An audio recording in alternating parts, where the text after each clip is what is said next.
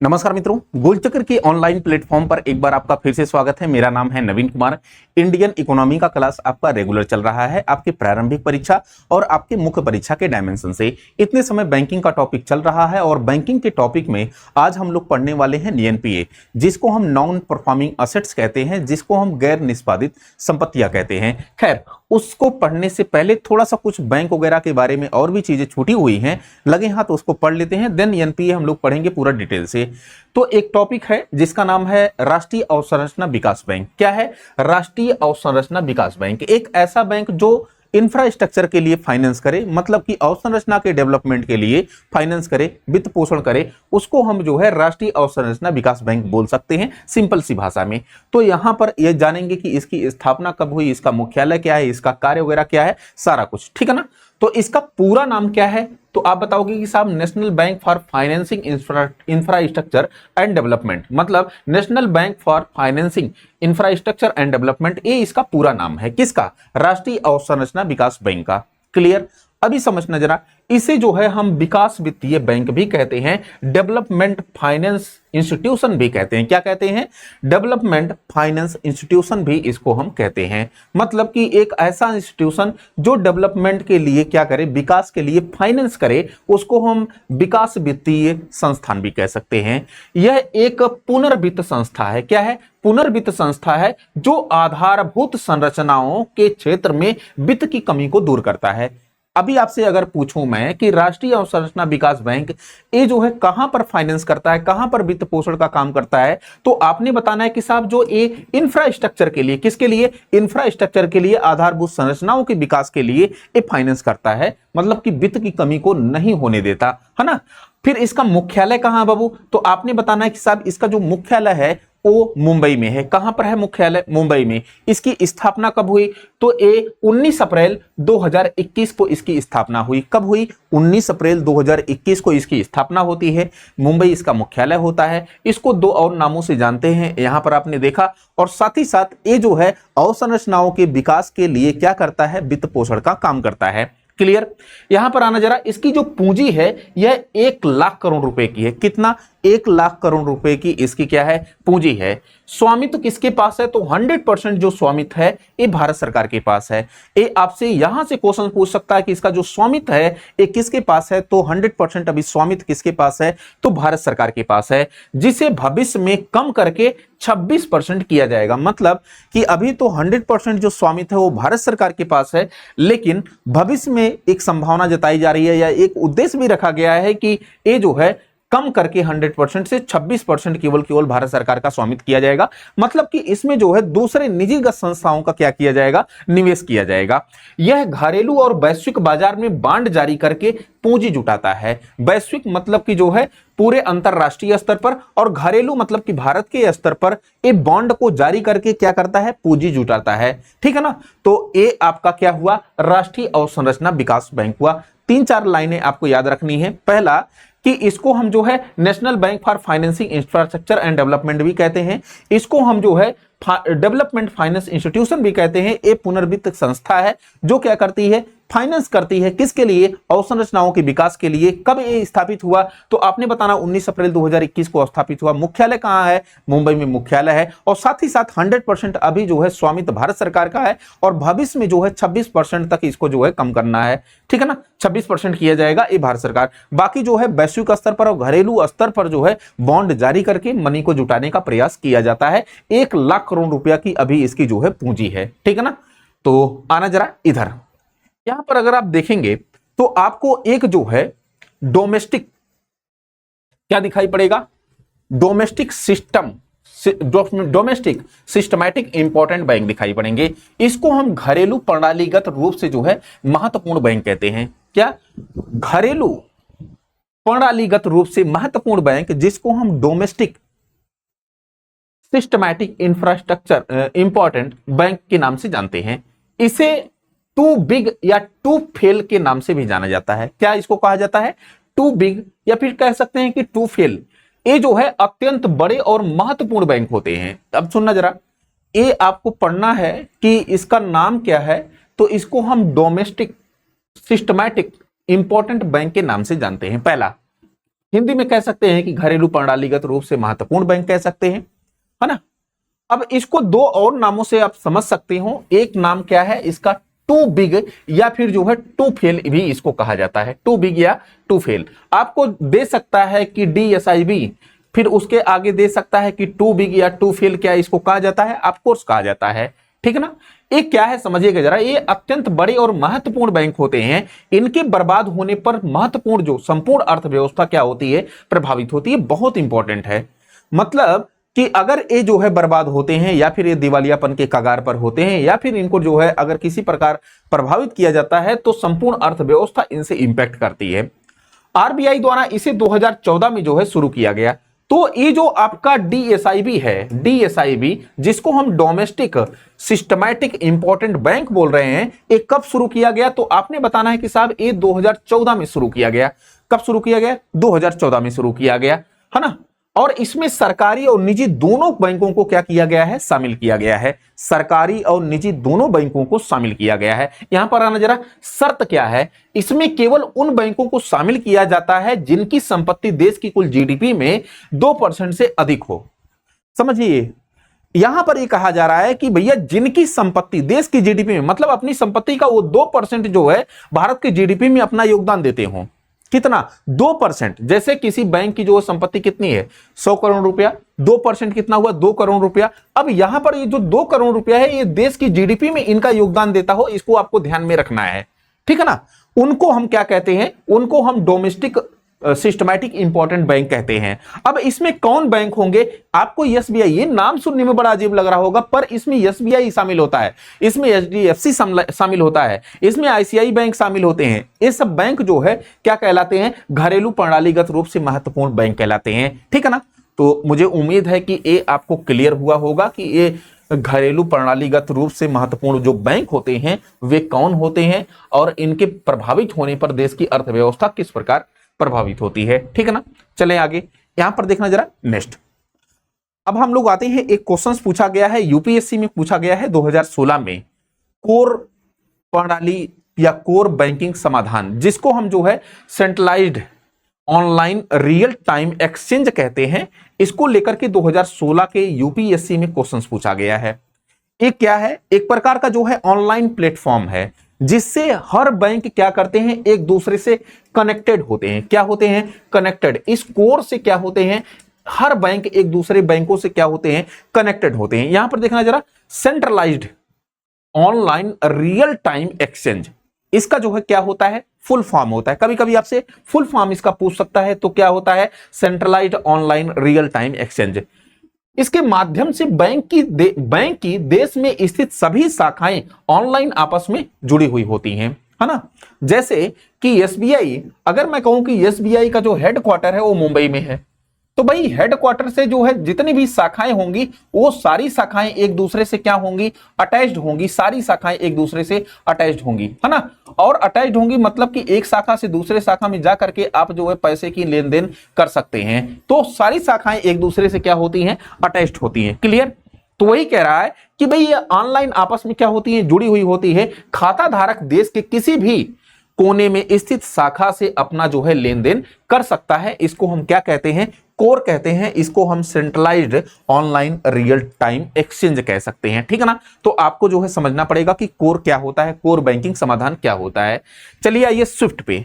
Swift क्या है, society for world wide inter bank financial telecommunication. इसको फाइनेंशियल कर लीजिए, फाइनेंशियल फाइनेंशियल फाइनेंशियल, ठीक है ना।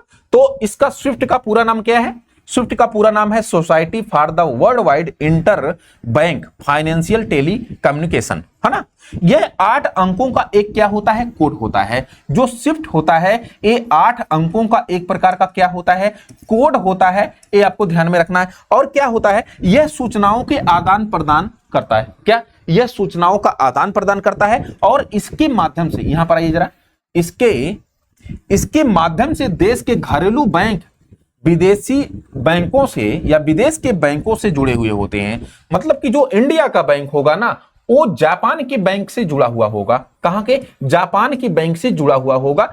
मतलब कि विदेशों के बैंक से जुड़ा हुआ होगा। एक किसके माध्यम से? एक स्विफ्ट नेटवर्क के माध्यम से। कितने अंकों का कोड होता है? ये 8 अंकों का कोड होता है और ये सूचनाओं के आदान प्रदान में सहायता करता है और इसके माध्यम से देश के जो है घरेलू बैंक विदेश के बैंकों से क्या होते हैं? अटैच्ड होते हैं, जुड़े हुए होते हैं। क्लियर इतनी बातें? मुझे उम्मीद है कि आपको कोर बैंकिंग समाधान के साथ साथ आपको स्विफ्ट नेटवर्क भी पता चल गया होगा। आइए जरा अब अपने मेन टॉपिक पर आते हैं। यहां पर एनबीएफसी पर आते हैं हम लोग। कहां पर? अच्छा, हम लोगों को एनबीएफसी भी पढ़ना है, नॉन बैंकिंग फाइनेंस कंपनी भी पढ़ना है, बहुत इंपॉर्टेंट है। इसका नाम क्या है? नॉन बैंकिंग, जिसको हम गैर बैंकिंग वित्तीय संस्थान कहते हैं। क्या कहते हैं? गैर बैंकिंग वित्तीय संस्थान कहते हैं। इसको हमको डिटेल से पढ़ना है। यहां से क्वेश्चन आपका आता है। क्वेश्चन पूछेगा कि क्या ये मांग जमा स्वीकार करते हैं, क्या ये जो है एटीएम जारी करते हैं, क्या जो है ये उधार वगैरह देते हैं, क्या ये जो है क्या करते हैं, सारा कुछ जो है इनके कार्य को लेकर के क्वेश्चन पूछा गया है ना। तो इसका जो फुल फॉर्म होता है क्या होता है? नॉन बैंकिंग फाइनेंस कंपनी होता है। ठीक है, और मजे की बात है कि इसको 2013 के कंपनी अधिनियम के तहत इसको रजिस्टर्ड किया जाता है। क्या? पंजीकृत किया जाता है। अरे बस वही समझिए ना कि ऐसी कंपनी जो बैंक ना होकर के बैंक का जैसा काम करने की स्थिति में रहे, है ना। बैंक ना होकर के बैंक जैसा काम करने की स्थिति में, मतलब कि वो फाइनेंस करे। ठीक है, अब यहां पर देखना जरा, एक एक चीज पढ़ेंगे, अभी आसानी से आपका क्लियर हो जाएगा। यहां पर देखिए, जो गैर बैंकिंग वित्तीय कंपनी होती है एनबीएफसी, यह कंपनी अधिनियम 2013 में पंजीकृत होती है। तो यही आपसे पूछ सकता है कि जो एनबीएफसी होती है, नॉन बैंकिंग फाइनेंस कंपनी, एक किस अधिनियम के तहत या किस कंपनी अधिनियम के तहत जो है पंजीकृत या रजिस्टर्ड होती है। तो आपने बताना है कि ये कंपनी अधिनियम या कंपनी एक्ट 2013 के अंतर्गत क्या होती है? रजिस्टर्ड होती है या पंजीकृत होती है। ठीक है ना, पंजीकृत होती है। क्लियर? ये पहला पॉइंट। दूसरा पॉइंट क्या है? इसकी न्यूनतम पूंजी कितनी होती है? 2 करोड़ रुपया होती है। तो ये आपको 2 करोड़ रुपया इसकी न्यूनतम पूंजी आपको दिखाई पड़ रही होगी। ये न्यूनतम पूंजी होती है। कितनी बाबू? न्यूनतम पूंजी। फिर इसको हम परछाया या फिर शैडो बैंकिंग कहते हैं। क्या कहते हैं? इसको हम परछाया या शैडो बैंकिंग। तो आपको एनबीएफसी दे करके या फिर शैडो बैंकिंग दे करके क्वेश्चन पूछा जा सकता है। ठीक है, ये बैंक की तरह कार्य करते हैं किंतु बैंक नहीं होते हैं। ये आपसे हो सकता है कि जो है कोई कथन दे दे कि एनबीएफसी बैंक होते हैं। नहीं भैया, बैंक नहीं होते हैं। बैंक की तरह कार्य करते हैं लेकिन बैंक नहीं होते हैं। ठीक है ना। अब आना जरा यहां पर एनबीएफसी को लेकर के थोड़ा सा यहां पर देखते हैं, जिसको हम शैडो बैंकिंग कहते हैं। अब ये क्या करते हैं? एक तो जमा स्वीकार करने वाले जो एनबीएफसी जो डिपॉजिट करते हैं, जैसे आरबीआई के रूप में आपको दिखाई पड़ेगा, म्यूचुअल फंड्स के रूप में आपको सेबी दिखाई पड़ेगी, है ना।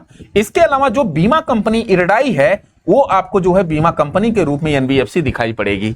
फिर उसके बाद यहां पर जैसे पेंशन फंड एपीएफआरडीएआई, ये पेंशन फंड के लिए एक प्रकार की एनबीएफसी है। तो ये सब एनबीएफसी के एक महत्वपूर्ण उदाहरण है, जैसे जमा स्वीकार करने वाली। और मजे की बात है कि जो जमा स्वीकार करने वाली आरबीआई, डिपॉजिट मतलब कि जमा स्वीकार करने वाली आरबीआई को हम जो है क्या कह रहे हैं? एनबीएफसी के दायरे में ला रहे हैं। म्यूचुअल फंड जैसे सेबी वगैरह, ये भी जो है क्या करती है? एनबीएफसी का उदाहरण है। बीमा कंपनी ए इरडाई, तो ये सब जो है एनबीएफसी के उदाहरण हुए। अब यहां पर देखिए जरा, नेक्स्ट यहां देखेंगे आप तो आपको और ज्यादा क्लियर होगा। थोड़ा सा एक काम करते हैं हम लोग, बैंक और एनबीएफसी को लेकर के थोड़ा सा डिफरेंस समझ लेते हैं, तब आसानी से आपको क्लियर हो जाएगा कि बैंक क्या होते हैं और गैर बैंकिंग वित्तीय संस्था क्या होती है। क्लियर? तो यहां पर हमने जो है बैंक को और एनबीएफसी को पूरी तरह अलग कर दिया है और आपको जो है एकदम स्पष्ट करने में आसानी होगी। ठीक है ना, अंतर स्पष्ट करने में आसानी होगी। जरा देखना जरा, जो बैंक होते हैं, मैं कहूं कि ये जो बैंक होते हैं किस अधिनियम के अंतर्गत रेगुलेट किए जाते हैं? तो बैंक किस अधिनियम के अंतर्गत रेगुलेट किए जाते हैं और एनबीएफसी किस अधिनियम के तहत रेगुलेट किए जाते हैं? पहला कि भाई साहब, जो बैंक होते हैं ना, ये बैंक किस अधिनियम के तहत रेगुलेट किए जाते हैं? तो बैंकिंग विनियमन अधिनियम 1949 के तहत रेगुलेट किए जाते हैं। किसके तहत बाबू? बैंकिंग विनियमन अधिनियम, बैंकिंग रेगुलेशन एक्ट 1949 के तहत। अब अगर मैं कहूं कि साहब एनबीएफसी किसके तहत रेगुलेट किए जाएंगे, क्योंकि जो है ये 2013 के कंपनी अधिनियम के अंतर्गत पंजीकृत ही होते हैं, इसलिए किसके तहत जो है ये रेगुलेट होंगे? एनबीएफसी। तो कंपनी अधिनियम 2013 के तहत ये रेगुलेट भी होते हैं। क्लियर इतनी बातें? मुझे उम्मीद है कि आपको पहला वाला अंतर आप स्पष्ट कर पा रहे होंगे। दूसरा यहां पर देखना जरा, जमा या डिपॉजिट। तो क्या बैंक जमा और डिपॉजिट करते हैं? जमा या डिपॉजिट करते हैं?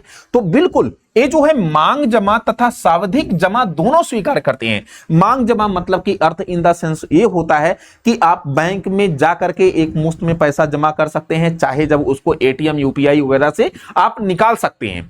लेकिन जो सावधिक जमा होती है, आप एक मुश्त पैसा जो है जमा कर देते हैं एक निश्चित टाइम पीरियड के लिए, फिर बैंकवा क्या करता है, आपको ब्याज दर देता है, ब्याज देता है उस पर।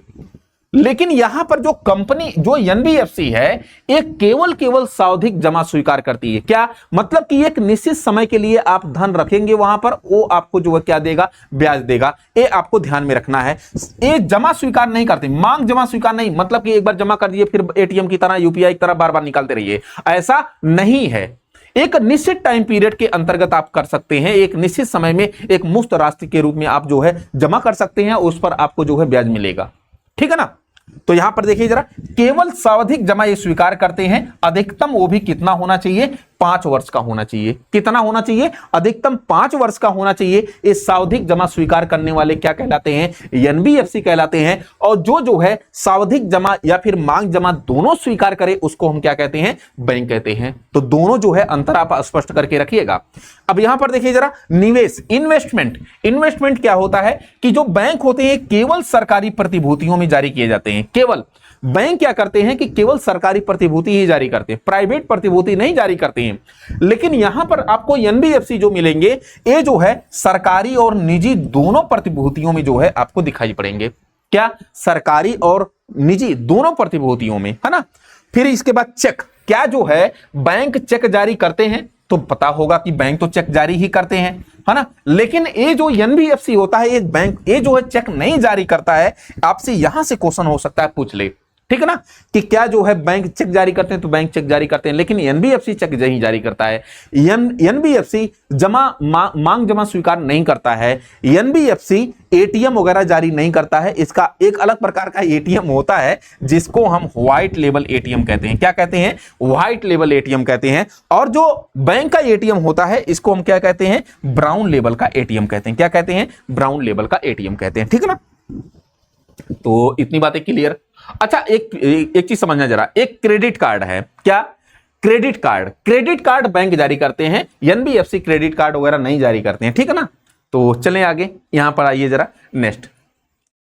तो मुझे उम्मीद है कि थोड़ा बहुत अंतर आप स्पष्ट कर पा रहे होंगे कि क्या कुछ जो है बैंक और एनबीएफसी के बीच डिफरेंसेस वगैरह होता है ना?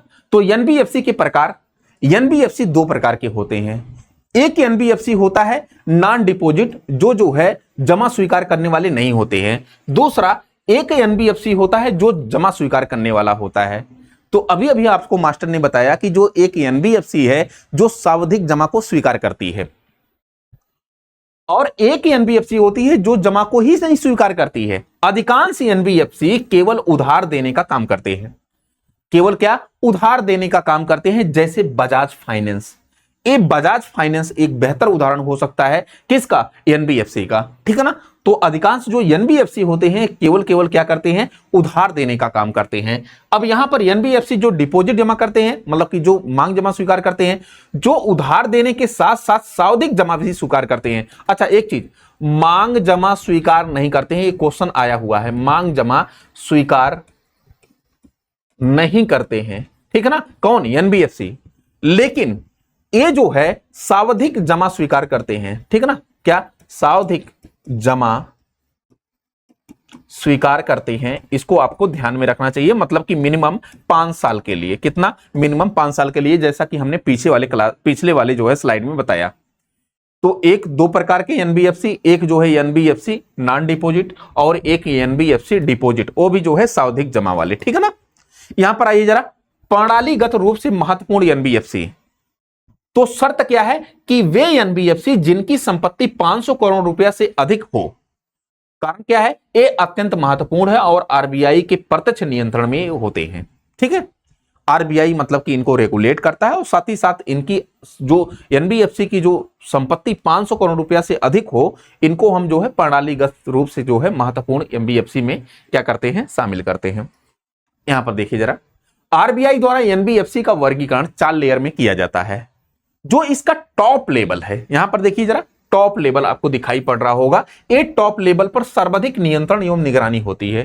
ठीक है, फिर उसके बाद आपको अपर जो है लेवल दिखाई पड़ रहा होगा। वर्ष 2024 में आरबीआई द्वारा 15 एनबीएफसी को इसमें शामिल किया गया और इन पर पूरा नियंत्रण आरबीआई का होता है। तो एक तो टॉप लेवल की जो है लेयर आपको दिखाई पड़ेगी, दूसरा अपर लेवल दिखाई आपको पड़ेगी, जिसको जो है 2024 में आरबीआई द्वारा 15 एनबीएफसी को शामिल किया गया और इन पर नियंत्रण किसका पूरी तरह होता है, आरबीआई का होता है। फिर उसके बाद एक मिडिल लेयर होती है। कौन सी मिडिल? ये जमा स्वीकार करने वाले सभी एनबीएफसी हमेशा इसमें शामिल होते हैं। उधार देने वाले एनबीएफसी जिनकी संपत्ति 1000 करोड़ रुपया से अधिक हो, इसमें जो है मिडिल लेयर में शामिल किए जाते हैं। मतलब कि अगर आपसे क्वेश्चन पूछे कि जो जमा स्वीकार करने वाले एनबीएफसी होते हैं वो किस लेयर में होते हैं, तो आपको बताना है वो थर्ड लेयर में होते हैं या फिर मिडिल लेयर में होते हैं। कहां पर होते हैं बाबू? मिडिल लेयर में होते हैं, ये आपको ध्यान में रखना है। ठीक है ना।